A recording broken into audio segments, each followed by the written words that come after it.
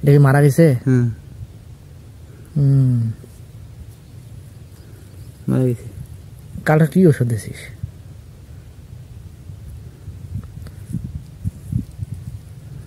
এই শালে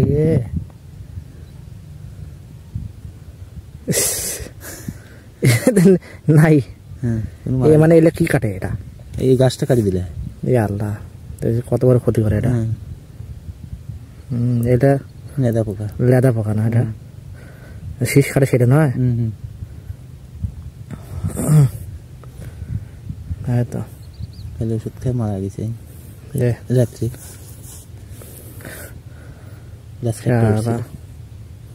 না এই চাপ বানাই গেছে, মানে এই যে ডাল খাইছে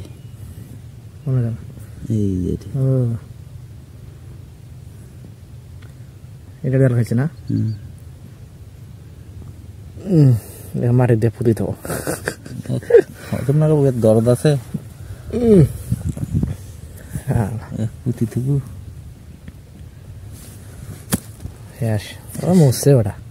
মরাই মনে ওই 2 দিন ভরে ডালগুলো কাটলো।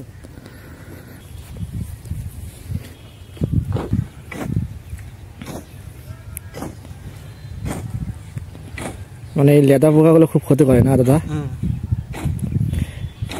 এলে বেশি ক্ষতি করে কেন? এলে ডালগুলো কাটি ফেলায়। তো গাছে যে ডালে কাটি ফেলায় তাহলে গাছটা বড় হবে কি হবে?